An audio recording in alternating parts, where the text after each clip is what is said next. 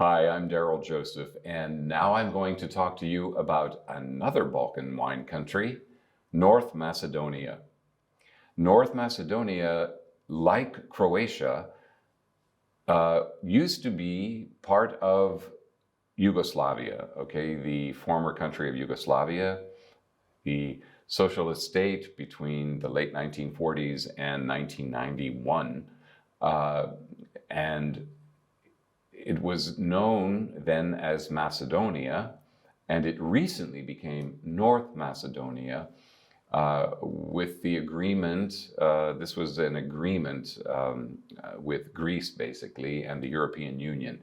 Okay, North Macedonia wants to join the European Union, but the country of Greece objected to the membership because there is also a state of Greece called Macedonia. And they are very firm about this, and they don't want another country, this has long been an issue, but they don't want a country of Macedonia. So the agreement came to Macedonia, the country would be called North Macedonia, and now everything is on even territory, and so now you have, as I said, North Macedonia, a very, very small country, deep in the Balkans.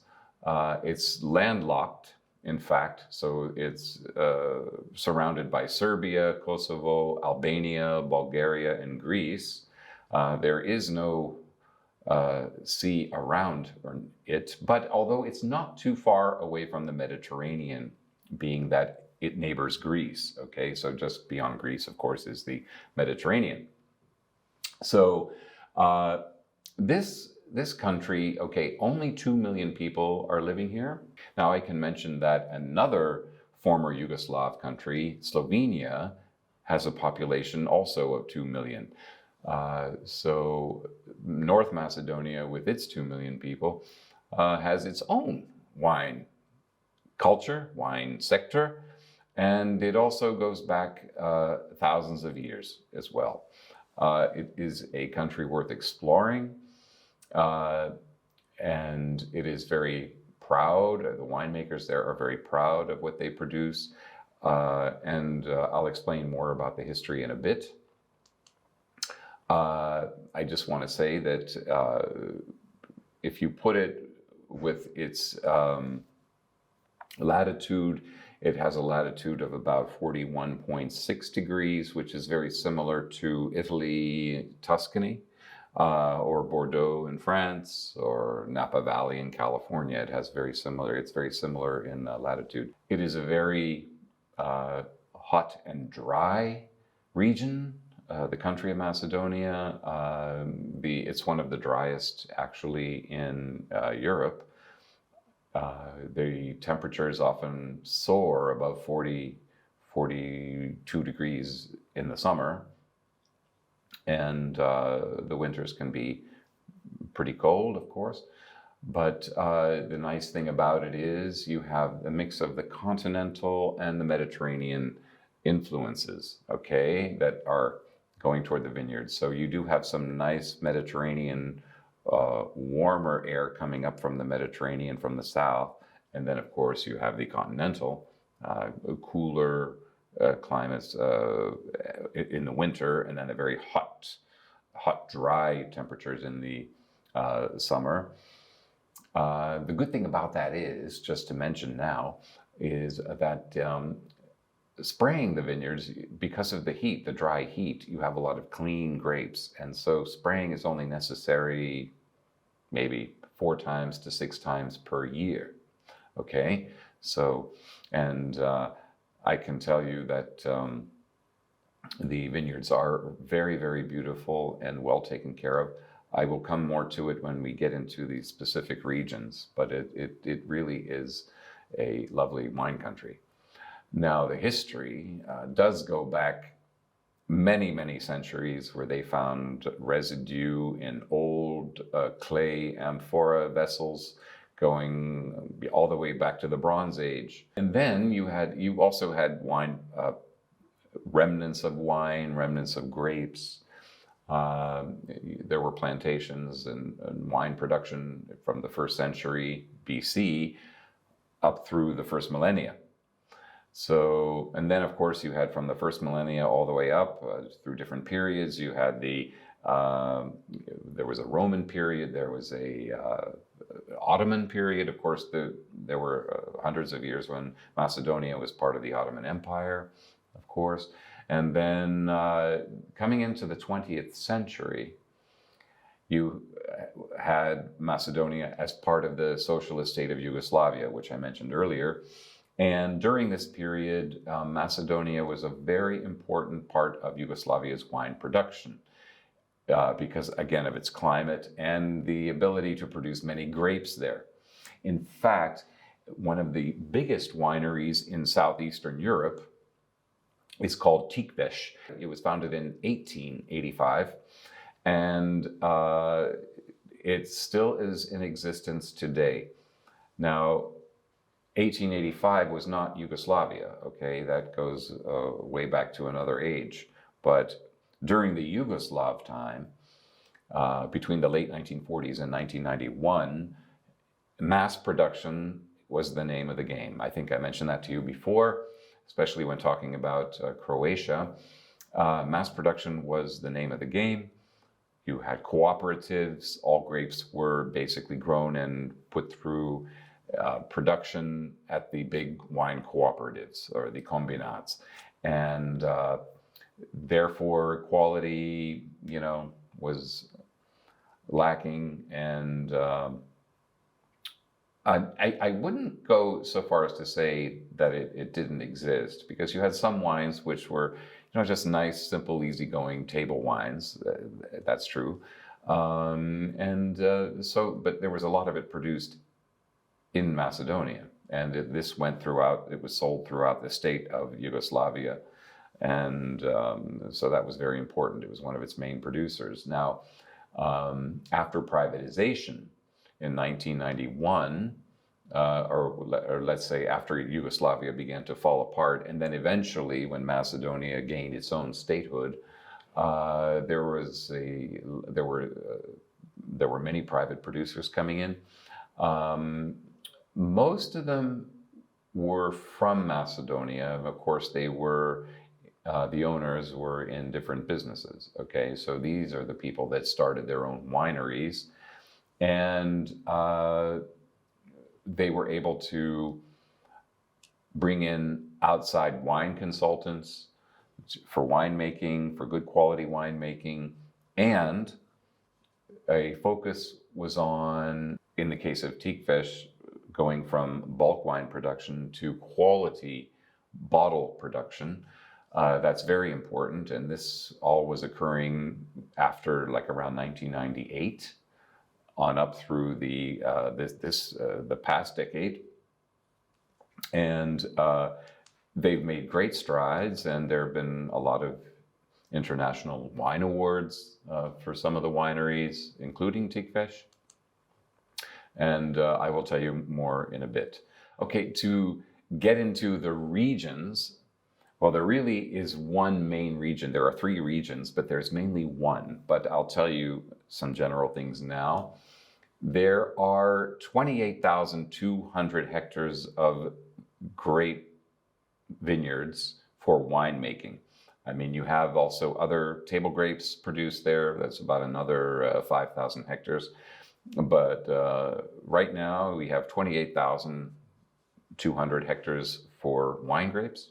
And the total amount of wine that is produced is 91 million liters on average per year. Now, 91 million liters, about 60% of that is still sold in bulk. 40% is quality wine, bottled wine. Now, in bulk wine, that number is dropping. Okay, so it's 60% now. It was much higher 10 years ago, much higher.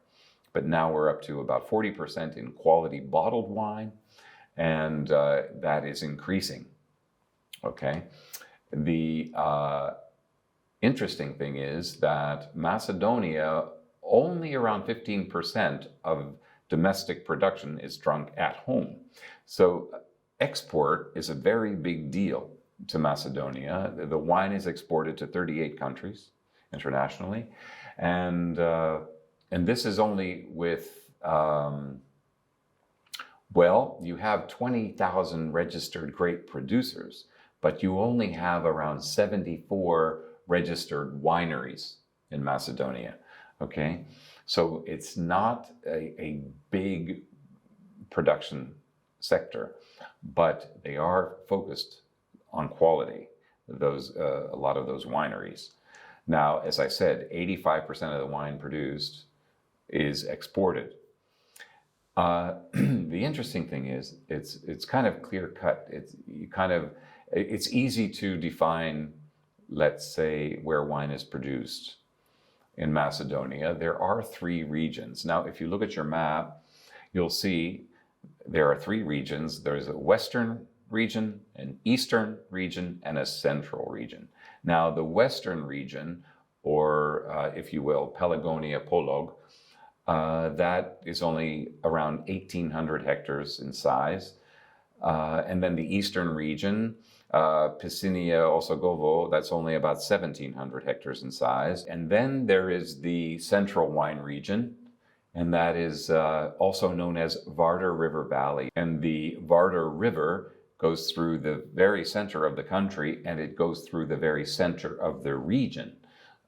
So it's known as Vardar River Valley, or Povrdaria. That's the Macedonian name. Now, because the wine is exported to so many countries, 38 countries, including the United States, by the way,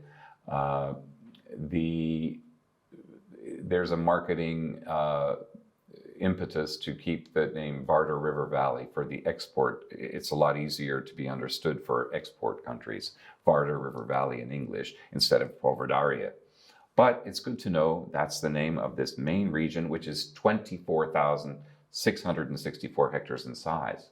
Okay, so that's 87% of North Macedonia's entire vineyard area. Okay, so the good thing in terms of getting to know a wine country or getting to understand it, luckily with North Macedonia, it's the main region of Vardar River Valley, or Povrdaria, that you can define.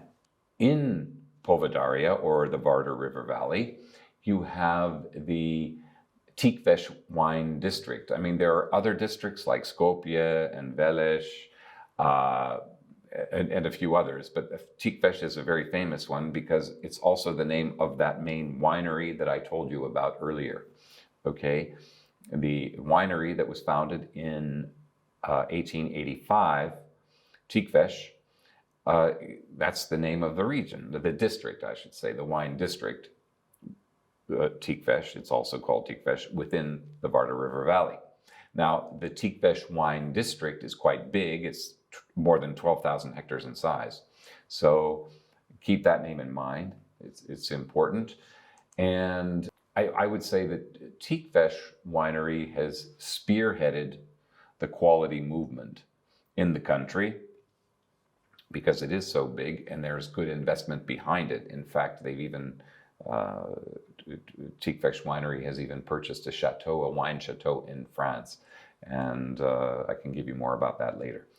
But in any case, there are some good indigenous grapes, or let's say regional grapes, that are growing in North Macedonia, and in particular in the Vardar River Valley.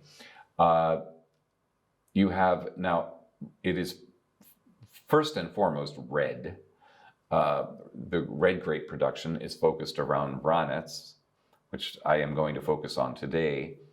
But keep in mind there are grapes like Vranec, which is also pronounced Vranac in neighboring countries. In Macedonia, it's because of the spelling. They use Vranec with an E, Vranec, whereas in actually the country of its birth, which is Montenegro, neighboring Montenegro, the grape is called Vranac.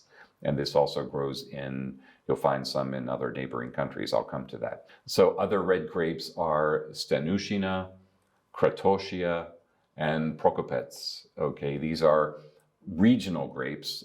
You'll find Kratosia also in other areas. You'll find Prokopets in Serbia.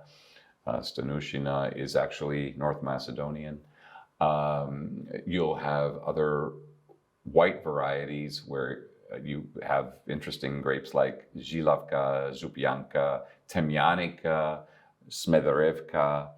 Of course, there are many international grape varieties too. I mean, you have the French, you have Cabernet Sauvignon, Merlot, Syrah, Pinot Noir, Chardonnay, Sauvignon Blanc, Ricasatelli even. Ricasatelli, very interesting white grape.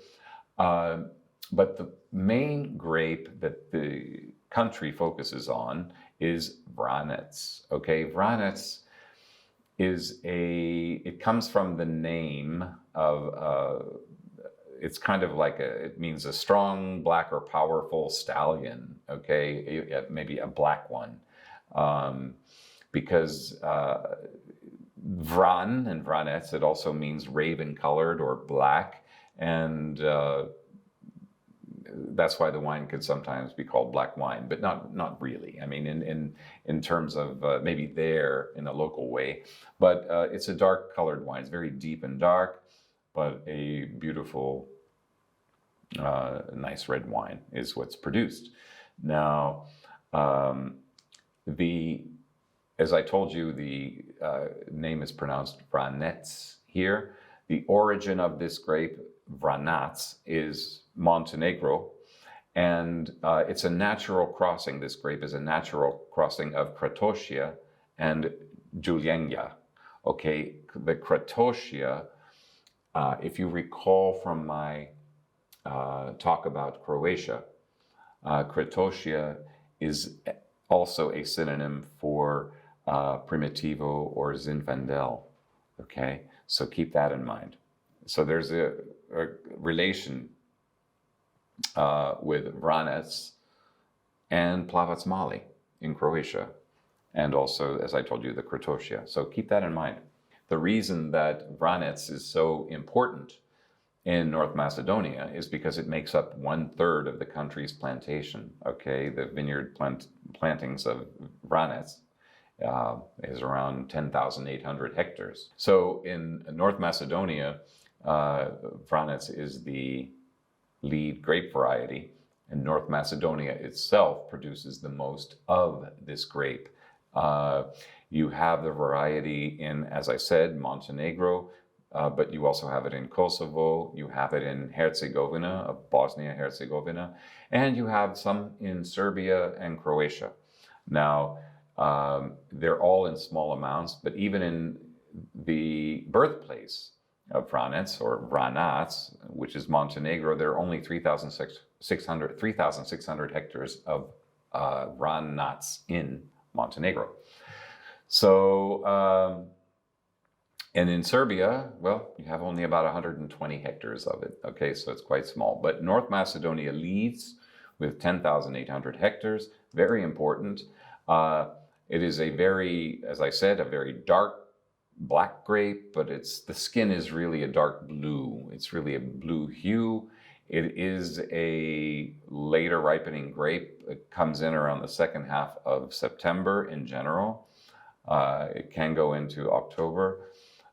Medium to large berries. It has good sugar, very good acidity, I have to say, and very rich tannin. Okay, it could have nice chewy tannins. Okay, you could almost feel the connection between Vranec and Plavac Mali, if you will. I mean, because they both have this robust kind of a character, good tannins, good acidity, and a chewy, chewy mouthfeel, really good. So the grape is very expressive. Again, there are very good fruit flavors, particularly dark fruit like blackberry or maybe black cherry or sour cherry even, and going into red, maybe pomegranate, as sour cherry, pomegranate. even maybe sometimes blueberry, blackcurrant as well. You might have some violet, you might have some sage, but of course it all depends on how the wine was matured in oak. I mean, some wineries choose strong French oak aging. Another winery, perhaps, whom I know, Chateau Kamnik, they like American oak. Okay, they like to use American oak, so you have a more robust oak-aged character to it. This is very important. As steel-aged, it can be quite fresh and very fruit-driven, very nice. And it's a very diverse grape. Now, of course, with that barrel aging, you also get into the secondary and the tertiary aromas and flavors. I mean, you could have like chocolate or coffee or tobacco, maybe some prune or vanilla, you know, leather. It all depends on the length of maturation and the type of barrel used, like anywhere. Okay, but the grape is really good for this. That's the nice thing about Vranec. It's good as an easygoing young wine. Well, easygoing, it still has a lot of thick fruit. But it can be a young drinking wine, or it could be a nice ageable wine, good maturity. Okay, now some of the producers in the Vardar River Valley, or Provardaria, is Tikvesh, Chateau Kamnik, Stoby, Puklavets, Bovin, Dalvina, and Ezimit. These are all very important producers. They're all making excellent versions of Vranec, I have to say. And it's really worth trying, being that they're very active in exporting. It might be a little easier or more accessible to get the wines. Okay, telling you more about the area where these wineries are located. Okay, as I mentioned, not only in Provardaria but also in the Tikvesh wine district. There are other districts as well, but the big winery, Tikvesh, they also have some lovely single vineyard wines, okay, like Bela Voda or Barovo. These are beautiful single vineyard wines that come from very special areas, say with higher set vineyards in strong minerally soils. Now the vineyards in general, which I mentioned how dry they are, how dry the climate is, I should say. The nice thing about it is when you go through the vineyards there, you'll often see turtles, you see butterflies, you see maybe little lizards, the bee-eater birds are flying overhead. It is really, really nice. So they're in good condition. They're well taken care of. And this is a very good sign that the vineyards are healthy, you have this wildlife going through them. So it's really beautiful. And it's good to know that the grapevines are so well cared for, and that they're in the right, the terroir is just perfect for them. Okay, and especially with Vranec. So that is a general overview of the wines of North Macedonia. Again, I did focus on Vranec because that is their main grape, and that is the grape that makes up a big chunk of their wine production. And that is what they're most proud of. And the really good versions of wines come from that grape in North Macedonia. The wineries I mentioned to you earlier, they all make lovely versions of the wines. I mean, from young to wonderfully oak aged, as I said before, and in excellent condition. These are brilliant food wines, I must say. What I didn't mention earlier, Vranec goes so well with food. You know how I mentioned to you earlier how Plavac Mali goes very nice with steaks or meats, grilled meats, and venison. Well, Vranec also, the Vranec also, you can have, it goes wonderfully with grilled meat dishes. It can go nicely with cevapcici, which is a classic Balkan dish. It goes so well with that. Steaks, all kinds of stews. It's really delicious, and the acidity is quite refreshing, I must say. It's a very, very good acidity, but combine that acidity with the deep, ripe, dark fruit flavors with intermingling red fruit flavors, and of course the spice and other notes that are coming in. So it's a country worth exploring. These wines, particularly the Vranec wines, are worth exploring. But of course, if you come across some of the others, like the white grapes I told you about, the Temyanica or the Žilavka, etc., these are all worth trying as well. But Vranec is the calling card for North Macedonia. So give it a try, and I thank you very much for your time, and we'll see you next time.